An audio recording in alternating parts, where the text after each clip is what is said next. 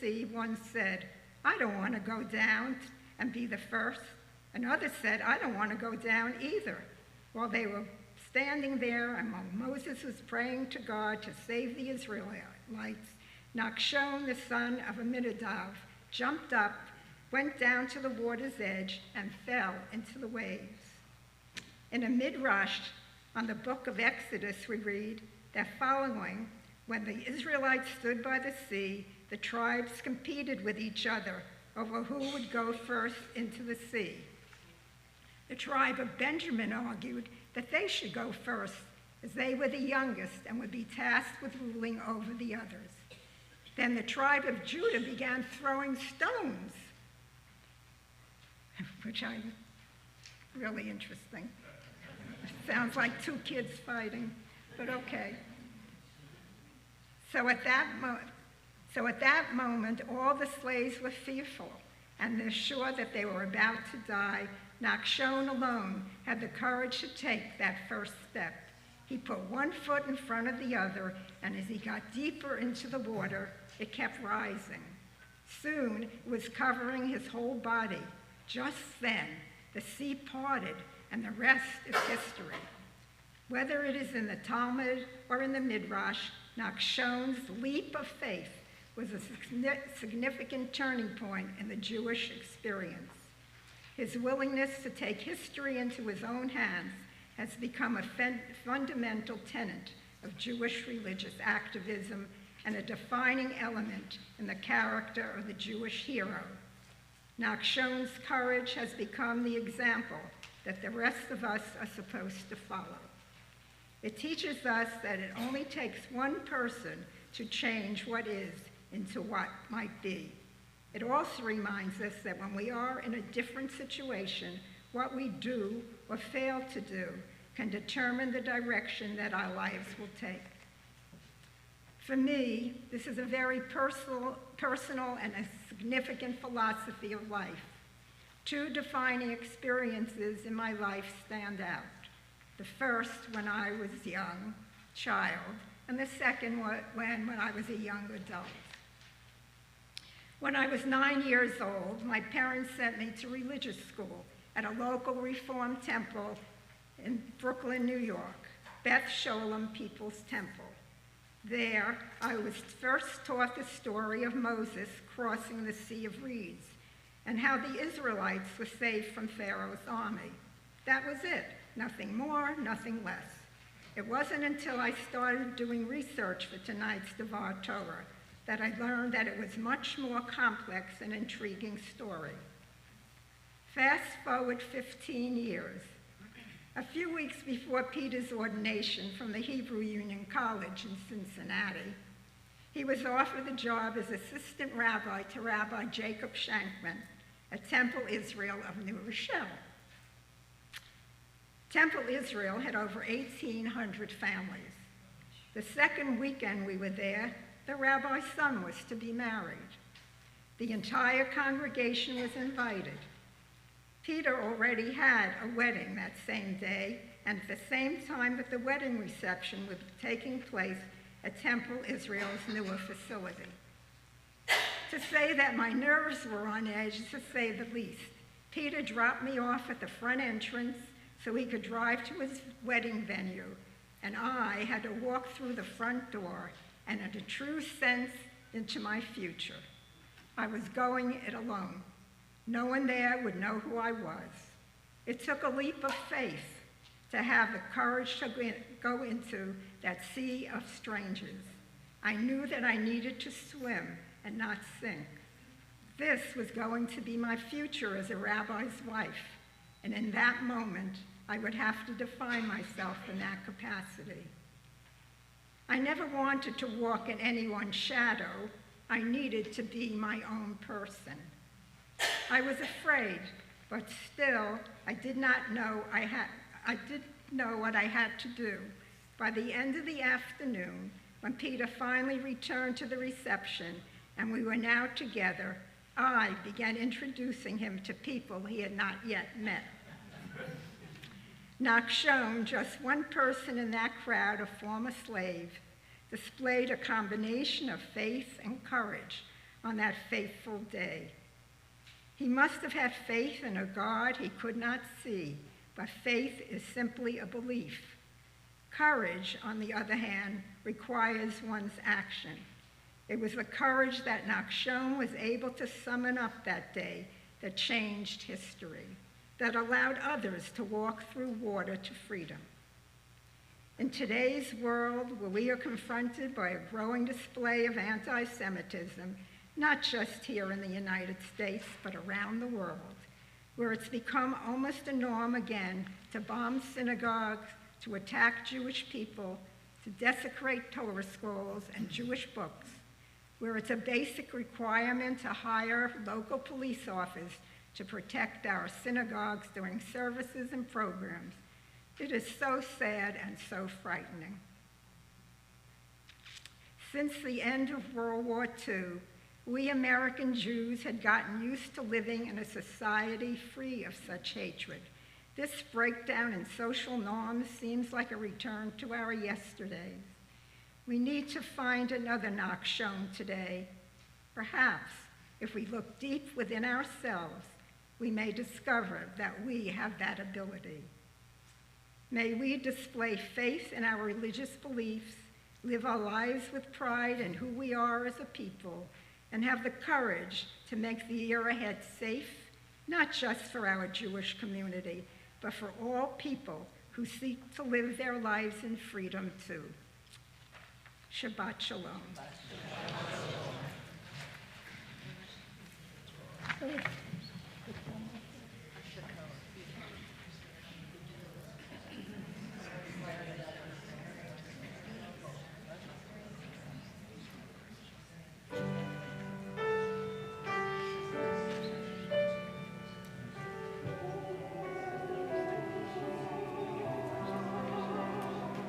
We are gifts, and we are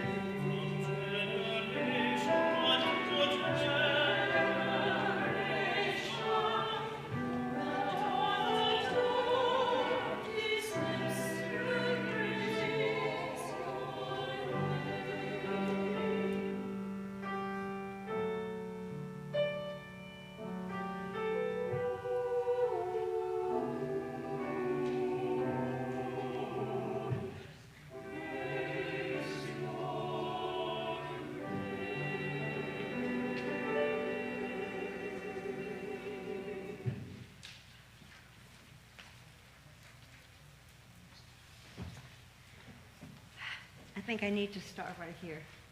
That was absolutely beautiful. Thank you for the evening and for that incredible treat.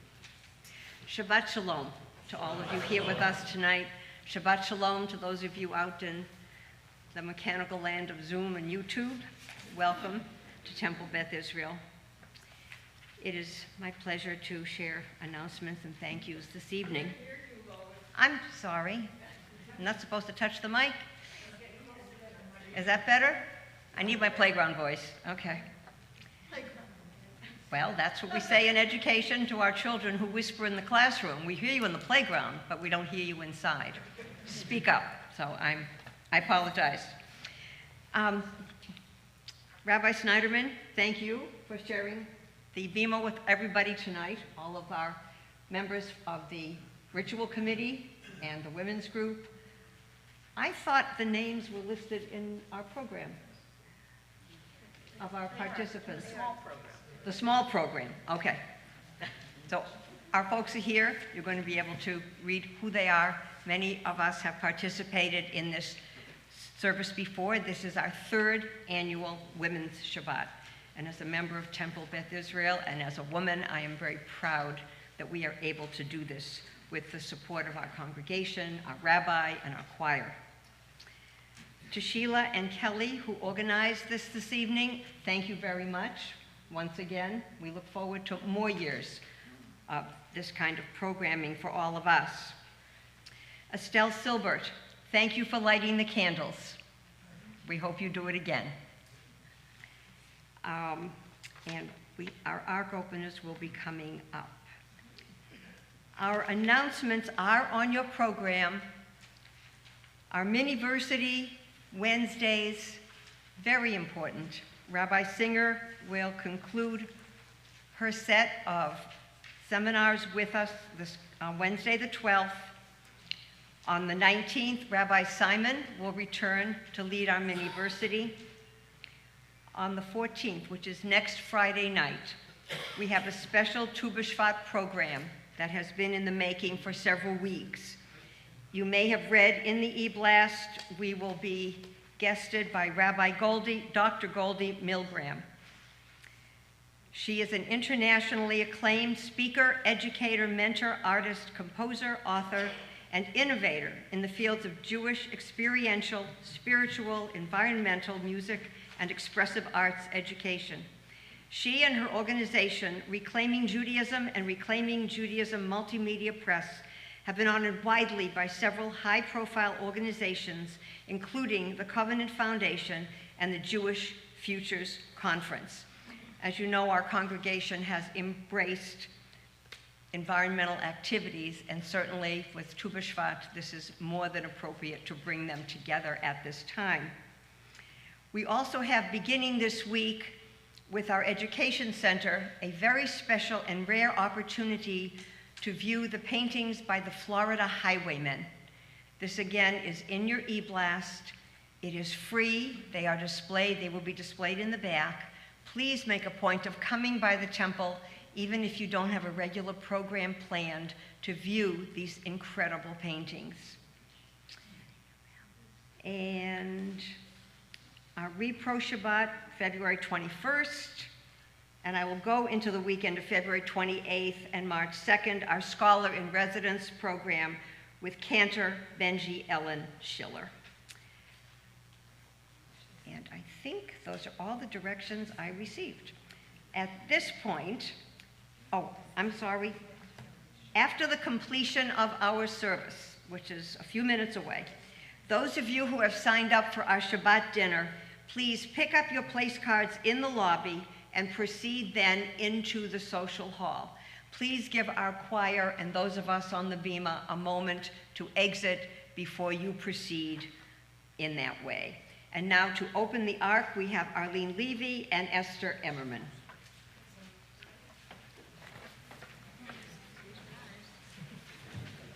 Oh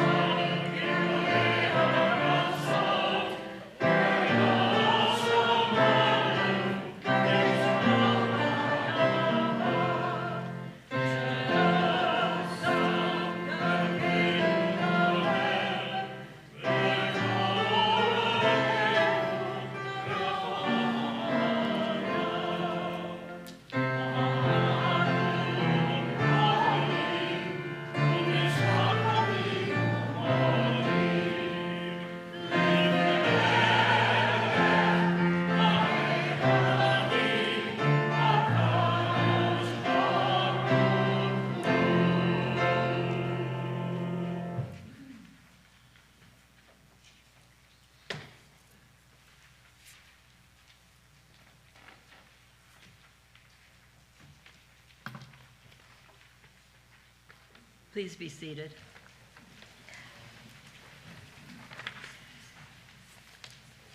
We give thanks to God for having brought us to this day, ready to face tomorrow with new hope, strengthened by the vision of a promise reborn. While reality is often cruel and filled with pain, still we praise God to dream of a new tomorrow, to dream of a world free of hate and malice, free of suffering and free of war, free of poverty and injustice. A world filled with freedom for each man, woman, and child. A world envisioned is a world reborn. A vision conceived is that much nearer to reality. May we be granted strength to gain victory over evil and hasten the day when God's vision and our own will be one.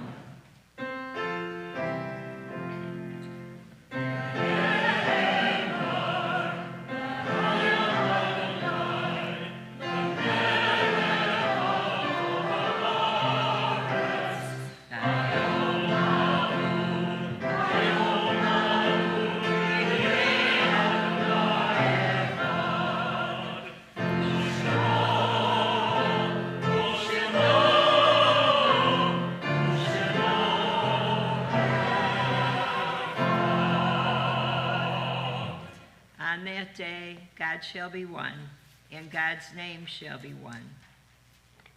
Before and after. You may find that you begin to measure your life before and after they left, and that's okay. Just be sure whatever you do, whatever tiny grain of strength you have left, that you strive to fill up the after as richly and as beautifully as they help you fill the before. The before is committed to memory now, but the after is totally up to you. Make it count.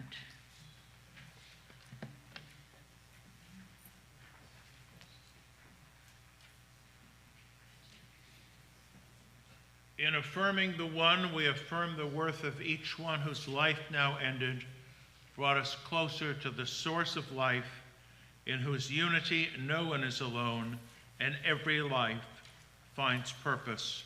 We remember the recently departed Nancy Freund, Mark Milchman, Ruby Bender, Paul Morgenstern, Jacob Ellis, Harold Ronson, Rona Simon, Marvin Black, Dr. Burton Silbert, Frank Feinschreiber, Dr. Milton Haar, Ed Cohen, Michael Reiner, George Volin, Ned Yingst, Jean Betty Weiner, Robin Green. And we remember those whose yahrzeits occur at this time: Irma Markstein, Jeffrey Follick, Jean Phillips, Jean Gelber, Molly Sinai, Sheldon Schiller, Andrew Schiller, Edith Freund, Samuel Glickman, Judge Marvin Morse, Anna Taub, Yetta Steiner. And those of us who have additional names, let us say them all together. And may all their memories stay alive in our hearts and our thoughts and our deeds as we rise for the Kaddish. Yit Gadal V'Yit Kadash Shemei Rabbah V'Alma Divrach Herutei V'Yamrit Malchutei V'Chayei Chon V'Yomei Chon V'Chayei Dechol Beit Yisrael B'Galal V'Zman Kariv V'Yimru Amen. Yehei Shmei Rabba Mevarach La'alam Ul'almei Almaya Yitbarach V'Yishtabach V'Yitba'ar V'Yitromam V'Yitnasei V'Yitadar V'Yitalei V'Yitalau Shmei Dekucha Brechu Le'ela Min Kol Berchata V'Shirata Tushbachata V'Nechamata Damiran Ve'alma Ve'imru Amen. Yehei Shlama Rabba Min Shemaya V'chayim Aleinu V'al Kol Yisrael Ve'imru Amen. Oseh Shalom B'Imromav Hu Ya'aseh Shalom Aleinu V'al Kol Yisrael Ve'imru Amen. May the source of peace grant peace unto those who mourn and comfort the bereaved among us. Let us all say, Amen.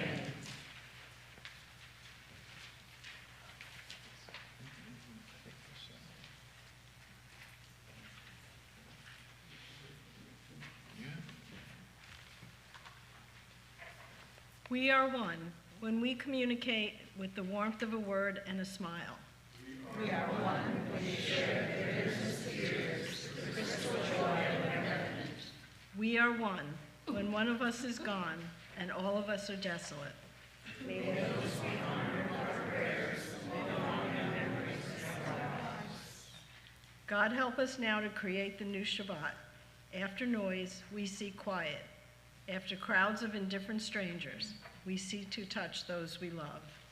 After concentration on work and responsibility, we seek freedom to meditate to listen to our inner selves. We open our eyes to the hidden beauties and the infinite possibilities in the world you are creating. We break open the gates of reservoirs of goodness and kindness in ourselves and in others. We reach toward a holy, perfect moment of Shabbat.